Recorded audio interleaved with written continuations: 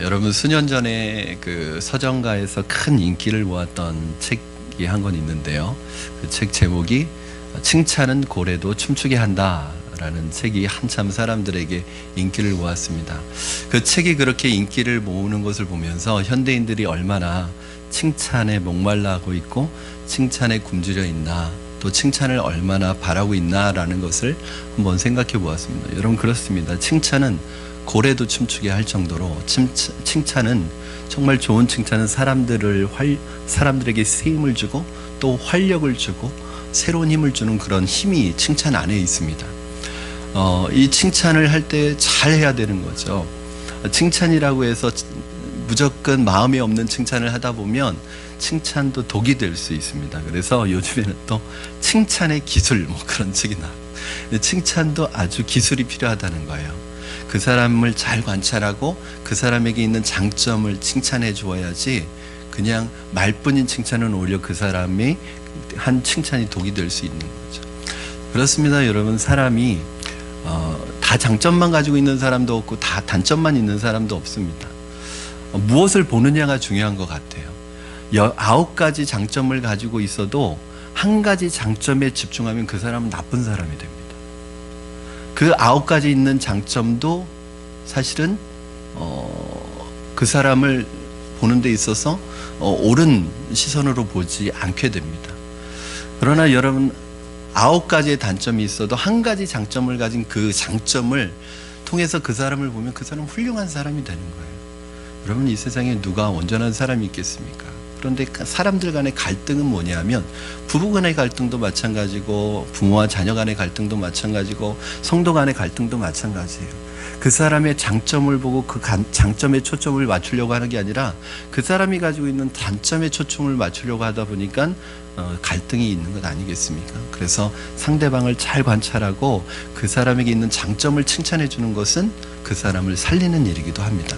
그런데 이 칭찬이라는 것이 또 누구에게 칭찬을 받느냐에 따라서 그 칭찬이 배가가 됩니다. 정말 내가 사랑하고 존경하고 또 아끼는 분에게 칭찬을 받으면 그 칭찬은 더 기쁜 거죠. 여러분, 우리가 받는 칭찬이, 사람에게 받는 칭찬도 굉장히 중요하고 귀한데, 하나님에게 받는 칭찬이 있다면, 내가 때로는 사람과 세상으로부터 인정받지 못한다 할지라도, 사람의 칭찬은 내게 없다 할지라도 하나님의 칭찬과 인정이 내게 있다면 사실은 그 모든 것을 회복할 수 있는 은혜가 우리에게 생기게 됩니다. 저는 여러분이 사람의 칭찬과 인정도 받으셔야 되지만 무엇보다도 하나님의 칭찬과 인정을 받아가시는 여러분 되기를 주님의 이름으로 축원합니다. 구약 성경 사무엘상 16장에 보면은 사무엘 선지자가 다윗에게 이스라엘의 왕으로 기름 붓는 아주 중요한 장면이 나타나는데, 여러분, 기름 붓는 것은 왜 하느냐 하면 이스라엘에서는 3가지 직분에 대해서 기름을 부어서 세웁니다. 첫 번째는 왕이고요, 둘째는 선지자, 세 번째는 제사장입니다. 이 왕과 선지자, 제사장에게 기름을 부어서 세운다는 것은 하나님이 직접 세우시는 사람이라는 의미를 가지고 있습니다. 이스라엘의 초대 임금이었던 사울은 하나님 앞에 범죄함으로 말미암아 왕의 자리에서 폐위를 당하게 됩니다. 그래서 그 하나님께서 폐위된 사울을 대신해서 이스라엘의 2번째 왕을 세우기 위해 사무엘 선지자를 베들레헴으로 보냅니다. 그 베들레헴에 사는 2세의 아들들 중에 이스라엘의 2번째 왕이 될 사람이 있다는 거예요. 그래서 너는 뿔병을 준비해서 이 뿔병에 기름을 채워가지고 가서 바로 이새의 집에 가서 그 기름을 부어서 왕으로 세우라고 말씀하셨습니다. 그런데 여러분, 지금 1대 왕이 아직 건재합니다. 폐위를 당할 것이라고 말씀하셨지만 아직 왕위에 있어요. 그런데 2번째 왕을 세우러 간다고 그러면 아마 그 선지자도 살아남기 힘들 거고 그 이새와 이새의 가족들도 아마 몰살당할 거예요. 그러니까 이 사무엘이 뭐라고 얘기하고 가냐면 제사를 드리러 간다. 그리고 그렇게 하고 이새의 집을 방문합니다. 여러분, 이스라엘의 이 1번째 왕으로 세움받은 사울이 그 축복된 자리에서 폐위되게 된 이유가 무엇입니까? 불순종과 교만 때문입니다. 이 불순종과 교만은 일치하는 거예요. 연결되어 있는 거예요. 교만하기 때문에 불순종하는 거예요. 겸손하면 순종하게 돼 있습니다. 왜 우리가 하나님 앞에 불순종하느냐, 하나님의 말씀에 불순종하느냐, 우리가 교만하기 때문에 그래요. 하나님께서 절대로 사용하시지 않는 사람이 있습니다. 쓰시지 않는 사람이 있는데 어떤 사람이면 교만한 사람입니다. 그가 아무리 탁월한 실력을 가지고 있어도, 아무리 많은 학식을 가지고 있어도, 똑똑하고 인간적으로 좋은 배경을 모두 가지고 있을지라도 절대로 교만한 자는 하나님이 사용하시지 않습니다. 하나님은 교만한 자를 원하시는 것이 아니라 순종하는 자를 원하십니다. 여러분, 그렇잖아요. 아무리 그 사람이 능력이 많고 탁월한 실력을 가지고 있어도 그 인간적인 실력과 능력이 하나님의 능력보다 뛰어나겠어요? 하나님이 가지고 계신 실력보다 뛰어나겠어요? 하나님이 원하시는 것은 실력과 능력이 필요 없다는 게 아니에요. 그것도 필요해요. 그러나 아무리 좋은 실력과 능력을 가지고 있고 똑똑하다 할지라도, 좋은 학벌을 가지고 있다 할지라도 근본적으로 하나님 앞에 겸손하지 아니하고 교만하면 하나님이 그 사람을, 그것이 그 사람에게 쓰임받는 도구가 못 된단 말이죠. 그러나 하나님 앞에 겸손한 사람은요, 그 사람이 공부한 공부의 내용, 지식, 이거 다 하나님이 사용하십니다. 하나님의 말씀대로 사무엘 선지자는 뿔에 기름을 채워 이새가 사는 베들레헴에 가서 이새와 이새의 아들들을 다 제사에 청했습니다. 왜냐하면 하나님께서 이새의 아들 중에 이스라엘의 두 번째 왕이 될 사람이 있다는 것을 말씀해 주셨기 때문입니다. 그리고 그 아들 하나하나를 앞을 지나가게 합니다. 나오게 합니다. 일종의 면접을 보는 거죠. 사무엘도 누군지 몰라요, 지금. 왜냐하면 그 한 사람 한 사람을 볼 때 하나님이 사인을 주셔야 됩니다. 하나님이 말씀해 주셔야 됩니다. 그런데 첫째 아들 엘리압이 딱 나왔어요. 사무엘 선지자가 이 첫째 아들 엘리압을 보는 순간에 그냥 반해버렸습니다. 왜냐하면 너무너무나 수려한 외모와 너무너무나 훌륭한 외적인 조건을, 신체적인 조건을 가지고 있는 거예요. 여러분, 이 신체적인 조건이 왜 필요하냐면 이스라엘의 왕은 책상에서 근무하는 왕이 아니라 바로 전쟁터에서 나가는 군사적인 왕이에요. 그럼 그야말로 군사적인 리더가 돼야 됩니다. 딱 봤을 때 왕감인 거예요. 여러분, 우리 이렇게 신체적으로 건장하고 아주 수려한 용모를 가진 사람들 보면 뭐 우리 그런 말 하잖아요. 아, 장군감이네. 뭐 그런 얘기 하잖아요. 딱 봤을 때 사무엘이 보기에도 왕이, 이런 사람이 왕이 안 되면 누가 왕이 되겠느냐 할 정도로 신체적인 조건과 수려한 외모를 가지고 있었어요. 아마도 사무엘 머릿속에는 1대 왕이었던 사울과 같은 기준으로 본 것 같아요. 여러분, 사울이 어떤 모습을 가지고 있냐면 이렇게 수백 명이 쫙 서 있어도 사울은 딱 눈에 띄는 사람입니다. 왜냐하면 다른 사람보다 어깨 하나가 더 있는 거예요. 그러니까 멀리서 수백 명이 있어도 사울은 눈에 딱 띄는 사람. 그 정도로 신체적인 조건이 훌륭하고 수려한 용모를 가지고 있었어요.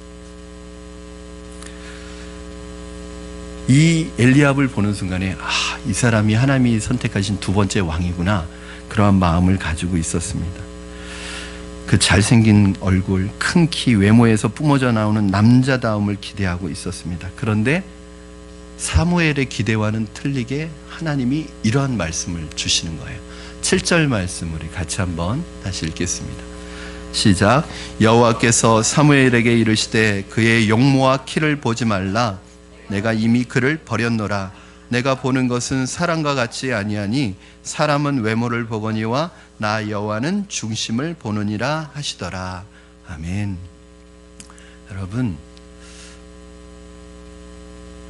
하나님은 외모를 보시지 않습니다. 신체적인 조건과 외모를 그 사람을 판단하는 기준으로 삼지 않습니다. 오늘 하나님께서 엘리압은 아니야, 이 정도의 표현이 아니라 뭐라고 하시냐면 내가 그를 버렸다고 말합니다.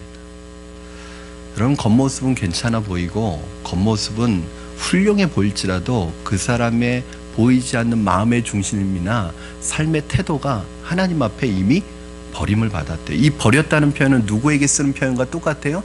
사울을 버렸다고 표현하는 것과 똑같습니다. 왜 하나님이 사울을 버리셨죠? 교만하고 불순종하기 때문에. 그러면 우린 유추해 볼 수 있죠. 왜 하나님께서, 엘리압이 어떤 사람인지 우리 잘 모릅니다. 그렇죠? 그러나 하나님의 말씀을 비추어서 볼 때 엘리압은 겉으로는 수려한 용모를 가지고 괜찮은 얼굴을 가지고 괜찮은 배경을 가지고 있었을지 모르지만 하나님이 그 중심을 깨트려서 보실 때 뭐가 있었던 거예요? 교만과 불순종이 있었던 거예요. 하나님이 쓰시는 사람의 기준은 외모가 아닙니다. 학력이 아닙니다. 능력이 아닙니다. 그 사람의 중심입니다. 저는 여러분 그렇다고 늘 이 말씀을 드리면 제가 학력이 아닙니다. 그 사람이 가진 배경이 아닙니다. 실력이 아닙니다. 그렇다고 해서 제가 그것이 중요하지 않다는 거 아닌 거 아시죠? 그것도 중요해요. 그러나 그것만 가지고는 하나님 앞에 쓰임 못 받습니다. 그것이 빛을 발하려면 중심이 있어야 되는 거예요. 사람의 아름다움은 외모에 있지 않습니다. 겉모습에 있지 않습니다. 그 속사람이 어떤 사람이냐가 중요합니다. 그 내면의 됨됨이가 어떤 사람이냐가 중요합니다. 세상적으로 착하고 도덕적인 사람도 좋지만 오늘 본문에서 하나님이 중심을 보신다는 건 뭐예요? 하나님을 경외하고 하나님을 두려워할 줄 알고 하나님을 사랑하는 중심의 태도를 가지고 있느냐가 중요한 것입니다. 즉, 그 중심이 하나님을 의식하면서 살아가느냐, 하나님 앞에 살아가느냐. 이게 뭐예요? 코람데오라고 하잖아요. 코람데오, 이게 라틴어인데요. 데오가 하나님이고 코람이 앞에 섭니다. 하나님 앞에서 살아가고 있느냐는 거죠. 이게 경건입니다. 참된 경건이란 무엇인가? 성경책 옆에 끼고서 전방 15도를 향해서 거룩하게 걷는 게 경건인가? 아니에요. 전에도 한번 말씀드린 적이 있지만 빌 하이벨스 목사님의 책 중에 좀 제목이 긴 책이 있는데 이런 책 제목이 있습니다. 아무도 보는 이 없을 때 당신은 누구인가? 제가 몇 번 이렇게 책 제목을 말씀드리는 이유는 말씀드려도 안 사보실 건 알지만 그래도 혹시 책에 관심이 있는 분들은 사보시라고. 그 아무도 보는 이 없을 때 당신은 누구인가라는 이 책 서문에 보면 이렇게 얘기합니다. 인격이란 무엇인가? 인격은 사람들의 평판이 아니라, 나에 대한 사람들의 평판이 아니라 내가 혼자 있을 때 내 모습이 진짜 내 인격이다. 무슨 말이에요? 사람들이 저에게 김 목사님 인격적이시네요. 참 자상하시네요. 웃는 분들이 계시는데 그렇지 않다고. 지금 설교 중이니까 참 인격적이시네요. 참 자상하시네요. 이게 저는 아니라는 거죠. 그게 제 인격이 아니라는 거예요. 즉 여러분들이 저에 대해서 평가해 주시는 게 제 인격이 아니라 진짜 제 모습은 뭐예요? 제 혼자 있을 때 제가 진짜 제 모습이라는 거예요. 그게 제 인격이고 그게 진짜입니다. 여러분들은 아무도 보는 사람 없을 때 어떤 모습이십니까? 아무도 보는 사람 없을 때 여러분의 모습이, 혼자 있을 때, 은밀한 중에 있을 때 여러분의 모습이 여러분의 진짜 모습이에요. 교회에서는 말 거룩하게 합니다. 은혜롭게 합니다. 근데 집에만 가면 막 독소가 뿜어져 나오는 말을 하는 분들도 계세요.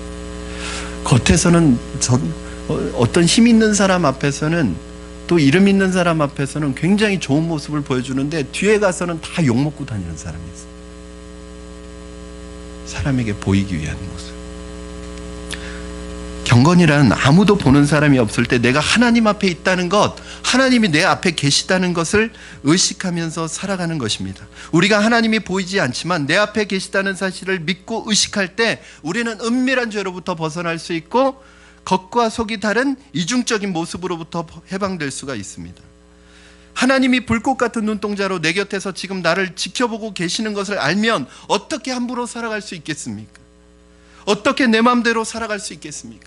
관계 가운데 하나님이 계시다는 걸 알면 아내와 남편 사이에 하나님이 계시고 부모와 자녀 사이에 하나님이 계시다는, 그 하나님이 보이지 않지만 우리 사이에, 우리의 식탁에, 우리 가정의 식탁에 계시다는 것을 알면 어떻게 그렇게 남편에게, 어떻게 그렇게 아내에게 그렇게 비수를 꽂는, 그 가슴에 비수를 꽂는 말을 할 수 있느냐 말이에요.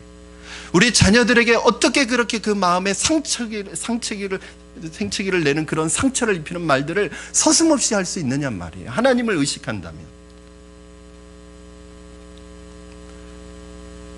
무슨 말이에요? 우리가 하나님 의식하지 않는다는 거예요. 여러분 하나님 있다고 믿어요. 하나님 다 믿는 분들이니까 교회 오시죠. 그러나 하나님을 믿지만 실제 내 삶 속에서는 보이지 않는 하나님을 실제로 의식하지 않아요. 그건 뭔지 아세요? 하나님의 존재는 믿지만 내 삶 가운데 함께 하시는 하나님은 믿지 않는 거예요. 하나님이 다 듣고 계십니다. 하나님 다 보고 계십니다.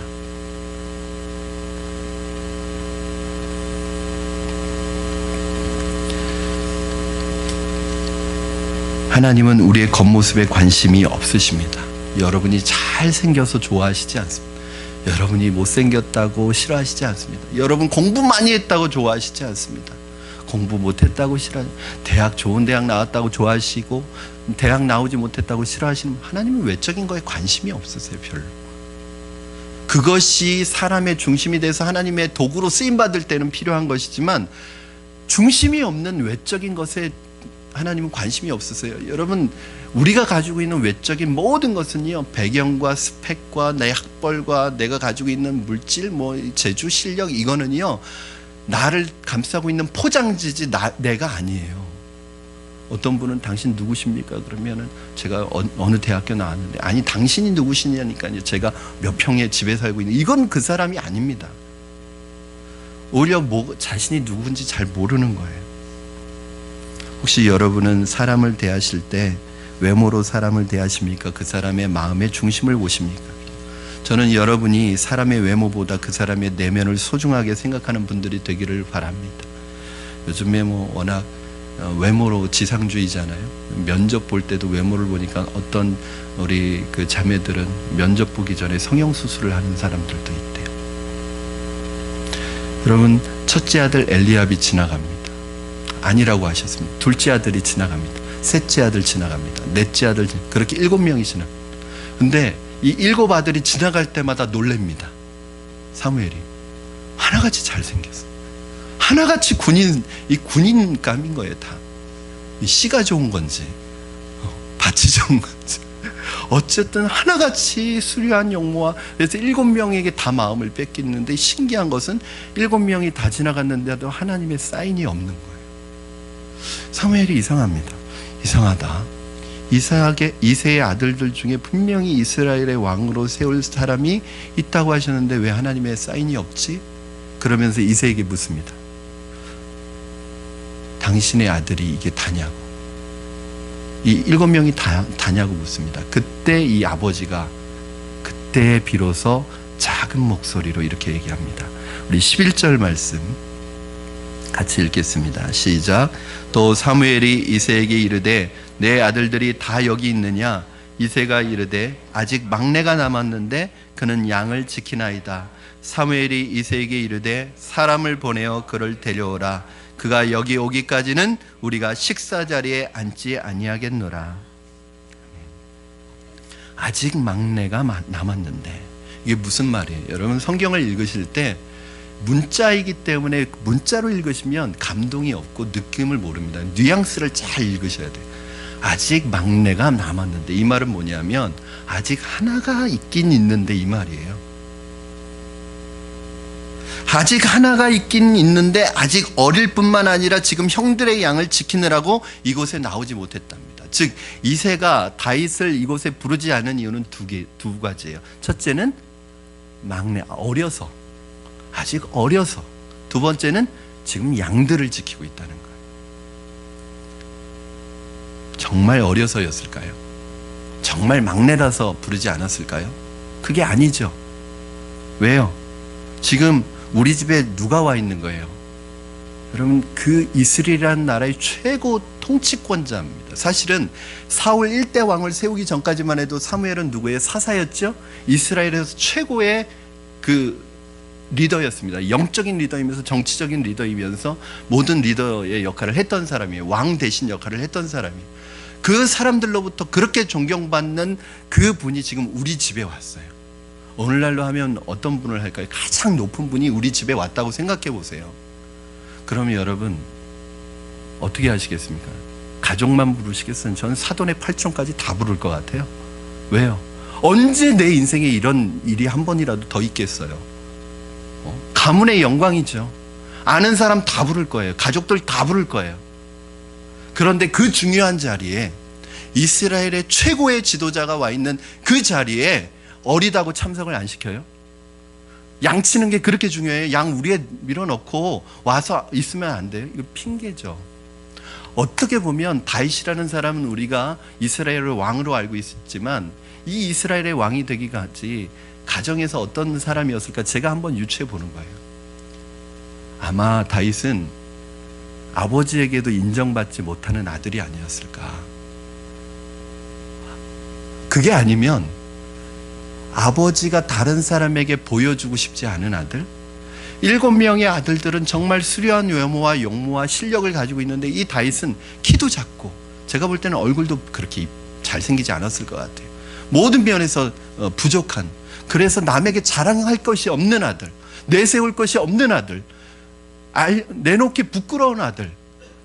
여러분, 다윗은 어떤 면에서 보면 아버지에게조차도, 형들에게조차도 인정받지 못하는, 가족에게조차도 인정받지 못하는 그런 위치에 있었던, 나중에 다윗이 형들 싸우는 군대 그 전쟁터에 도시락 싸가지고 가잖아요. 그때 형들의 태도를 보세요. 다윗을 대하는. 너 여기 왜 놀러 왔어? 여기 장난하러 왔어? 얼마나 무시하는지 몰라요. 아버지나 형들에게도 인정받지 못하는 그런 아들이었을 것이라고 생각해 봅니다. 저는 아버지와 형들이 참석하는 이 귀한 자리에 참석조차 하지 못하고 들에서 대신 양들이나 치고 지키고 있어야 되는 이 다윗의 마음을 생각해 보았습니다. 뭐 신데렐라도 아니고 다 지금 잔치에 참여하고 파티에 참여하고 있는데 이 아들은 혼자 들에서 양들을 치고 있는 거예요. 그 양들을 치면서 무슨 생각했을까요? 나는 주워온 아들인가? 나는 아버지의 아들이 아닌가? 나는 왜 이렇게 차별을 당할까? 상처와 아픔을 가질 수 있었습니다. 다윗의 마음이 얼마나 상하고 아팠겠습니까? 이것이 저는 이번 한 번만은 아니라고 생각해요. 늘상 이것이 생활이었다는 생각이 들어요. 많은 사람들이 가족으로부터 커다란 아픔과 상처를 경험합니다. 세상 속에서 만나는 많은 상처와 아픔이 있지만 대부분의 사람들이 가족에게 상처가 많아요. 왜 그럴까요? 가족에게는 의외로 말을 함부로 해요. 교회에서 막 그 은혜스러운 권사님이 집에 가면 자녀들에게 막 그 가시돋친 말을 서슴없이 하고, 죄송합니다. 늘 권사님을 등장시켜서 그냥 예를 드는 거예요. 집에 가면 그 자녀들에게 가시돋친 말을 하는 거예요. 교회에서는 존경받는 그 집사님이 집에 가면 아내에게 그 비수를 꽂는 말을 서슴없이 하는 거예요. 그럼 만약에 그 내 자녀가 우리 주일학교 학생이라고 생각한다면, 내 아내가 내가 케어하고 있는 순원이라고, 순의 순원이라고 생각한다면 그렇게 얘기하겠어요? 그러니까 의외로 가족들끼리 너무 편하니까 이렇게 해도 다 받아들여 줄 것이라고 생각하니까 함부로 얘기를 하는 거예요. 그런데 그거 아세요, 여러분? 킹스키즈라는 청소년 캠프에 참석한 아이들을 대상으로 설문조사를 했는데 그 아이들이 그 글을 써서 냈는데 80% 이상이 아버지에 대한 상처를 가지고 있는 거예요. 부모님에 대한 상처를 가지고 있는 거예요. 요즘에 그런 책이 나왔습니다. 이제 자녀 교육 분야에서 하브루타라는 책하고 동시에 이렇게 전성수 교수님이 쓰신 책인데 부모에게 복수하는 자녀들이라는 책이 나왔어요.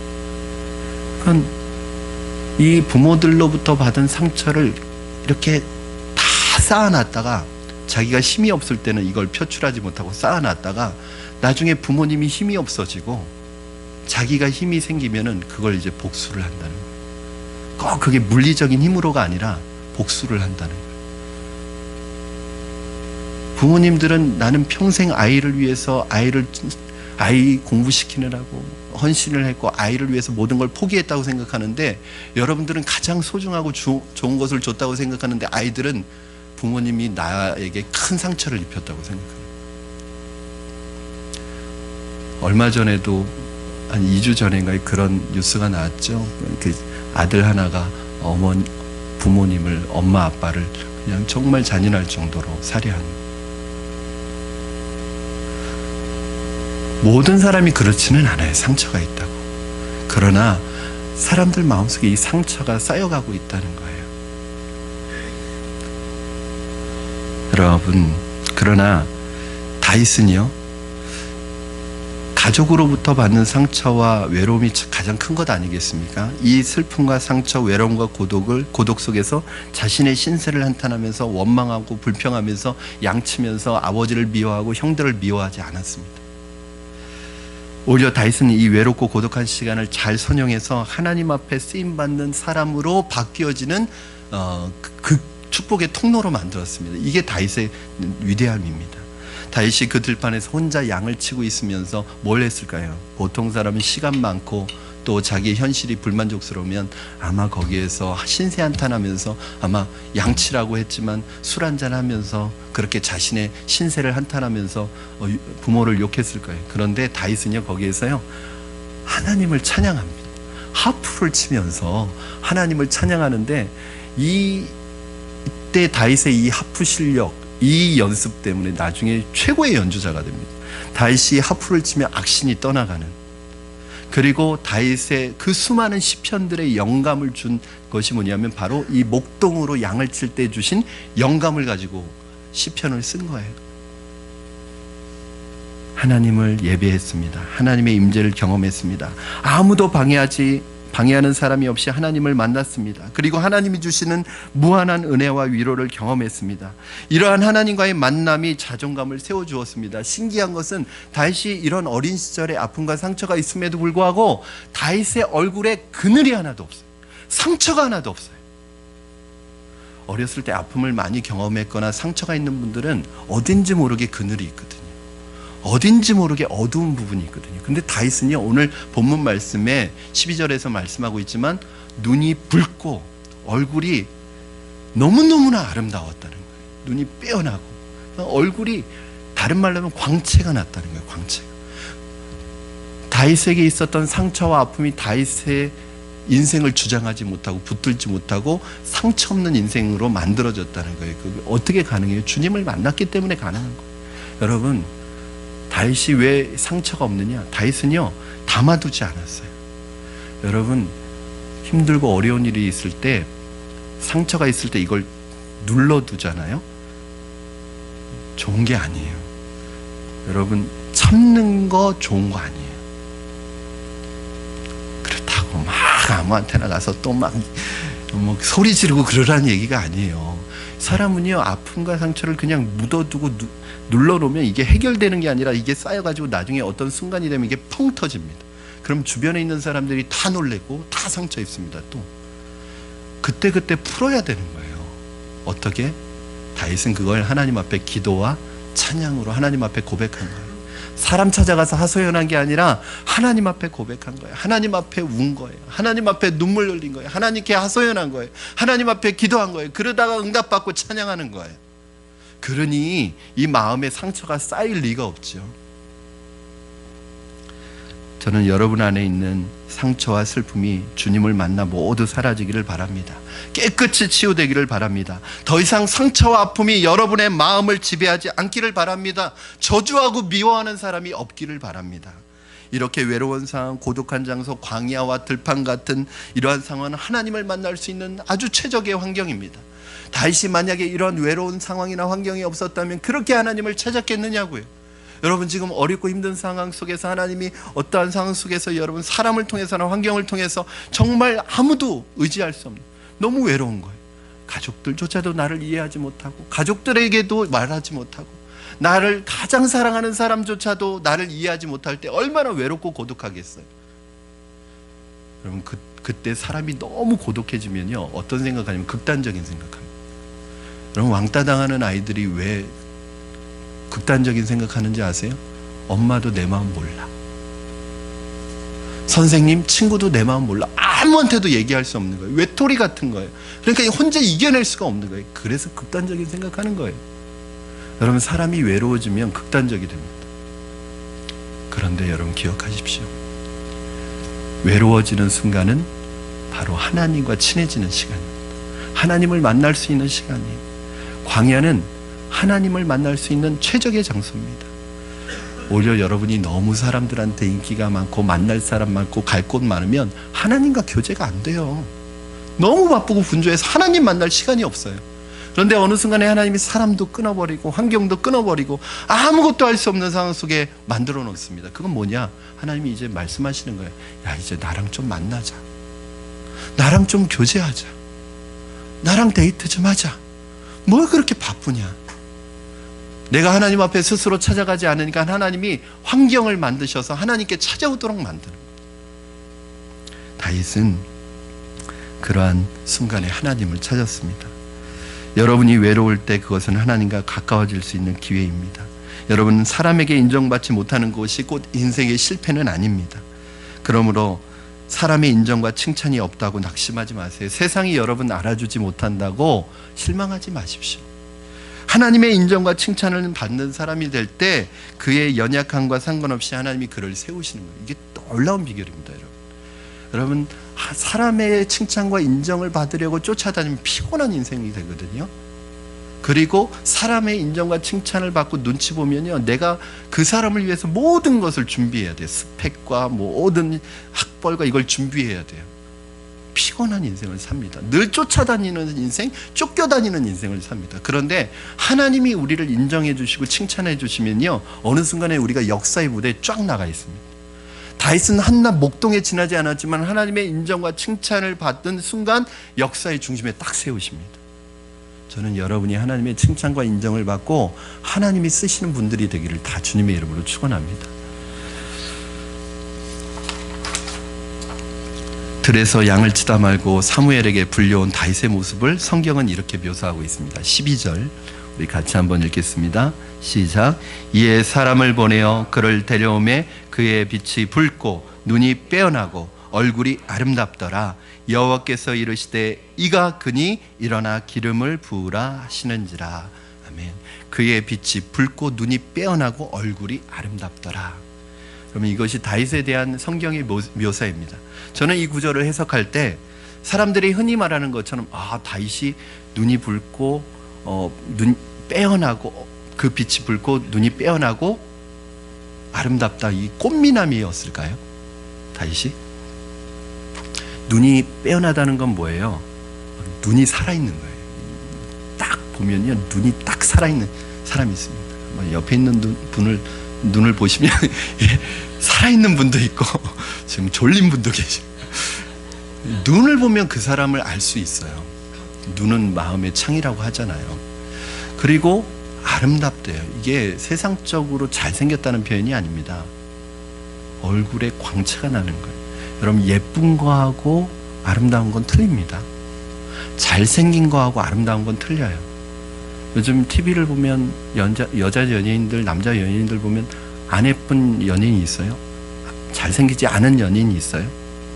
다 이쁩니다. 여자 연예인들 보면 다 이쁩니다. 근데 예쁩니다. 아름답다는 생각은 별로 안 듭니다. 저는 어떤 분이 제일 아름다운, 제가 본 여성 중에 어떤 분들이 제일 아름다운지 아세요? 막 은혜 받으면서 눈물 콧물 다 빼가지고 눈 퉁퉁 부어가지고 막 그렇게 얼굴 화장도 안 했는데 은혜 받아가지고 눈 퉁퉁 부은 그 여인, 그 여인이 제일 아름답습니다. 여러분, 연예인들 보면 이쁘긴 이쁜데 뭐가 없냐면 그만의 독특한 개성이 없어요. 아름다움이 없습니다. 왜냐? 똑같은 병원에서 했거든요. 그러니까 똑같이 찍어내가지고 비슷하게 이쁩니다. 아름답지는 않아요. 절대 성형수술 하시지 마시기 바랍니다. 치료의 목적이면 어쩔 수 없지만 이뻐지려고 성형수술을 하시지 마세요. 그러면 나중에 천국 가시면 하나님도 못 알아보세요. 여러분에게 주신 그 모습 자체가 하나님의 걸작품이에요. 성경에서 뭐라고 그래요? 신묘막측하대요, 우리를. 신묘막측하대. 이게 뭐냐면 마스터피스라는 거예요. 걸작품이라는 거예요. 저와 여러분은 하나님의 작품입니다. 작품은요, 비교가 불가능해요. 작품은 똑같은 화가가, 똑같은 예술가가 만들어도 똑같은 작품이 나올 수가 없어요. 복사를 하거나 찍어내지 않으면. 그렇기 때문에 작품인 거예요. 상품은 비교해야 됩니다. 비교해서 좋은 상품 사야 돼요. 그러나 왜 그건 찍어냈기 때문에. 그러나 작품은요, 비교가 불가능한 거예요. 다 개성이 있는 거예요. 여러분, 화가가 그린 그림 중에 애정이 안 가는 그림이 있겠어요? 자기 작품 중에? 하나님이 만드신 우리 본래 모습이 정말 독특하고 신묘막측합니다. 이 세상 75억 인구 중에 우리와 똑같은 사람은 단 한 사람도 없습니다. 심지어는 쌍둥이도 지문이 틀리대요. 그러니까 이 세상에서 75억 인구 중에서 여러분 한 사람밖에 없어요. 그런데 만약에 내가 싫다고 다른 사람이 되려고 하면 나는 없어지는 거예요. 여러분 모습이 가장 아름답습니다. 여러분 모습으로 사는 모습이 가장 아름답고 여러분의 모습을 사랑하는 모습이 아름답다. 여러분이 여러분을 사랑하지 않는데 누가 여러분을 사랑하겠습니까?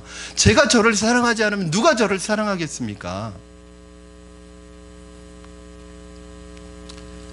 이 세상에서 가장 아름다운 모습은 비싼 옷에다가 비싼 액세서리에다가 예쁘게 성형한 얼굴이 아닙니다.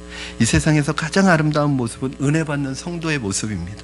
하나님의 말씀 앞에 겸손하게 말씀을 받고 기도하며 어렵고 힘들더라도 말씀 붙들고 믿음으로 살아가는 성도의 모습이 가장 아름답습니다. 왜냐하면 연단한 금같이 반짝이는 순금이 될 것이기 때문에, 고난을 통과한 성도의 모습은 보석과 같기 때문에, 무엇보다도 하나님의 마음을 기쁘게 해드리려고 하는 그 마음을 소유한 사람은 이 세상에 어떤 보석과도 비교할 수 없는 아름다운 빛이 있기 때문에, 오늘 뭐라고 그래요? 다윗에게 빛이 있었다잖아요. 빛이.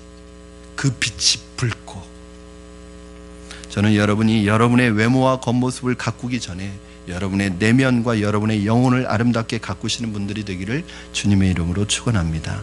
하나님께서 그제야 이 소년이 바로 하나님이 왕으로 세우실 이스라엘의 왕이 될 소년이라는 것을 말씀해 주십니다. 사도행전 33장 22절 말씀은 이때 하나님이 하신 본문에 나와 있는 말씀입니다. 우리 같이 한번 읽겠습니다. 시작.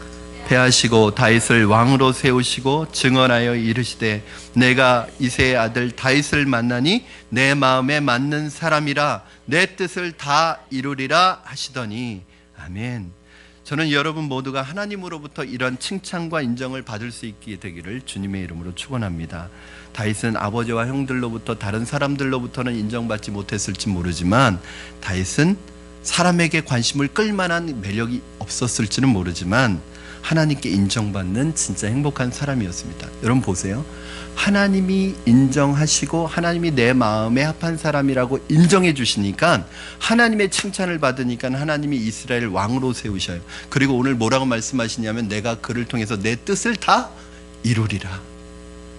여러분 뭐가 중요한지 아세요? 하나님께 인정받는 게 중요해요.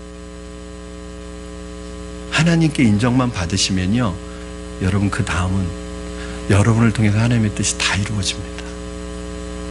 하나님이 여러분을 위치에 올려놓으실 거예요. 그 위치나 세상에서 가지고 있는 어떤 힘이 필요 없다는 게 아니에요. 그러나 어떤 분은 이렇게 생각합니다. 승진을 또 다른 사명의 자리라고 생각해요. 승진하면 그 자리를 누리는 자리가 아니라 하나님이 주신 또 다른 사명의 자리라고 생각하는 사람이 있어요. 내가 누군가로부터 인정받고 있다는 것 중요한 일입니다. 기쁜 일입니다. 보람 있는 일입니다. 그러나 사람의 칭찬과 인정은 있지만 하나님께 인정받지 못하면 허무한 인생 됩니다. 사람의 칭찬 중요합니다. 칭찬받는 거 괜찮습니다. 그러나 제가 여러분에게 두 가지 부탁드리면서 말씀을 맺고 싶습니다.